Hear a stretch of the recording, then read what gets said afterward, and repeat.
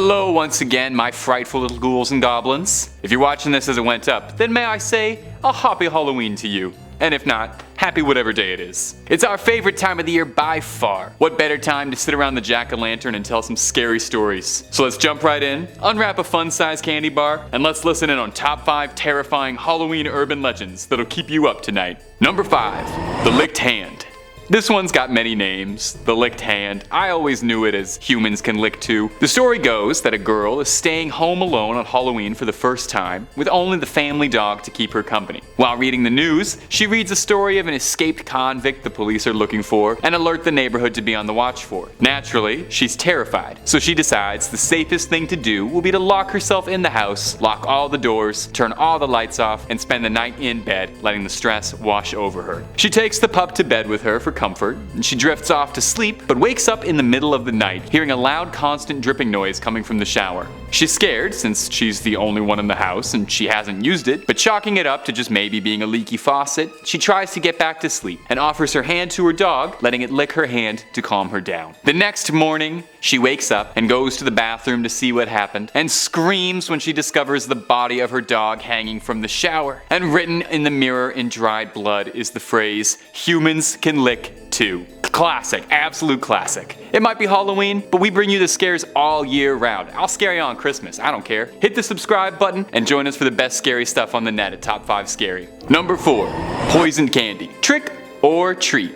Well, why not both? This is probably another one of the most recognized urban legends on this list, and inevitably every single October some small town will put out an article about it, and people will start to get worried about the fear of someone putting something sinister in your little one's trick-or-treat goodie bag. This legend has gone back pretty much since trick-or-treating has been commonplace, but rose to huge mainstream prominence and myth status around the 70s and 80s, where it's now since become an endlessly reshared, freaky story that happened to a friend of a friend. All kinds of variations on this one pop up, but the most common ones you hear are sadistic pranksters putting razor blades in candy, somehow, or poisoning candy, broken glass, you name it. One very dramatic twist is suggesting that somehow people would poison their kids' candies with illegal narcotics. Something I've always wondered about this particular legend. It always gets passed around, but no one ever stops to question just how much effort this would be. I mean, repackaging the candies, getting them in there. Like, outside of if you went trick-or-treating at maybe Jigsaw's house, I can't really see this happening. And even then, he usually gives you a pretty decent heads up. He has the little puppet explain the game. Now, despite the long-term popularity of this myth, it hasn't actually been proven. Not once. A criminology professor from Delaware named Joel Best did a deep dive in 2019 on this phenomenon, studying police reports all the way back to the 1950s and found it remarkably inconclusive, stating that almost every single report of tampered candy comes back to being a hoax or ends up being a cover-up for something else. Besides the point though, as evil as putting a razor blade in an apple would be, giving out an apple already on Halloween is already dangerously delusional behavior, and that should be considered criminal on its own. Number 3.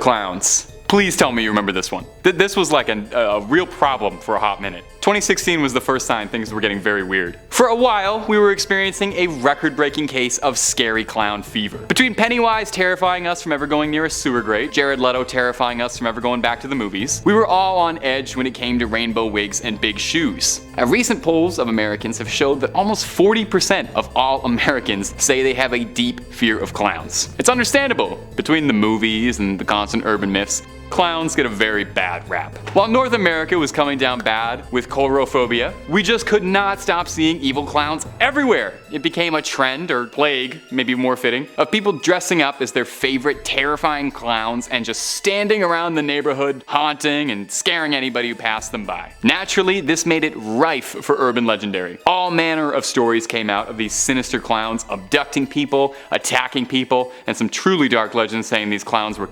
stalking their prey, but we don't know how many of these were actually true. You know, some people even wondered if there was a conspiracy going on involving a shadowy cabal of scary clowns working in tandem to scare people, presumably all driving around in the same little car that fit 30 of them. So what was it? Was it all just viral marketing for a horror movie? A lot of people assumed it had something to do with it, although the studios vehemently denied any connection. It eventually scared people so much that in the United States, some companies like Target stopped selling clown costumes and paraphernalia altogether, as some neighborhoods even instituted instituted bans on clown costumes. Really, actually, they banned clowns, like that town from Footloose banned dancing. In the end, like all trends, it faded off, but that doesn't mean it won't still be in our memories for a long, long time. Number 2, the Bunnyman. Now, I've always been a huge fan of the slasher movies. Michael Myers, Ghostface, Voorhees, there's just something really cool about a big terrifying lunatic running around with a mask and a blade. It's kind of cool because it's the thing that only exists in movies, you know? It's not a real life thing, right?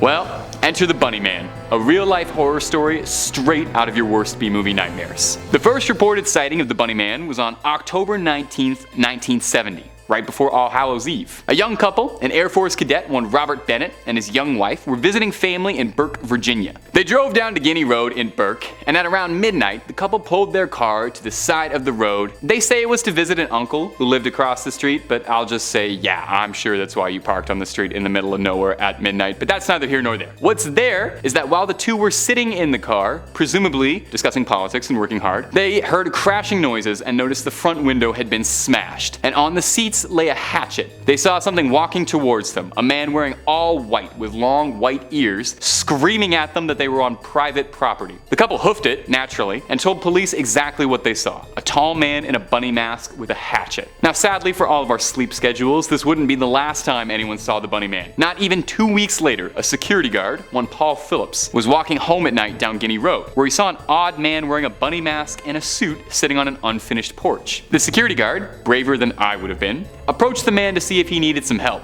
The Bunnyman then drew the hatchet he had hidden and began wildly slashing the porch, screaming at Phillips that if he didn't leave, he'd chop his head right off. Now, those two sightings back to back were the most widely documented Bunnyman sightings, reported to the police, and are most likely actually real. From then on, though, the townsfolk of Burke, Virginia, the Bunnyman would become an urban myth. Sightings and stories would pass around with all manner of sinister details getting added to Bunnyman's legacy. The truth is, the Bunnyman was never found, and to this day, no one knows who he was, what his deal was, or what manner of darkness he was hiding behind those big floppy ears. And number 1, the decoration. Who doesn't love a haunted house? Nothing like wandering through the dark and having a bored, slightly sadistic teen jump out at you with a scary mask. Sometimes they're pretty scary, I'm not gonna lie. Sometimes they're pretty corny, you know? Plastic skeletons and rubber bats aren't that terrifying, right? Well, in 1976, a production crew was filming an episode of The $6 Million Man set in a carnival, and they needed a haunted house background to shoot with, so they went to New Pike Amusement Park in Long Beach. The crew began readjusting the decorations to accommodate all of their equipment, and the team wanted to take down a hanging mummy prop that was blocking a shot. And while the team was moving what they thought to be nothing more than cheap plastic and paper mache, they broke the arm of the dummy and then revealed the human bones inside of it. Yeah.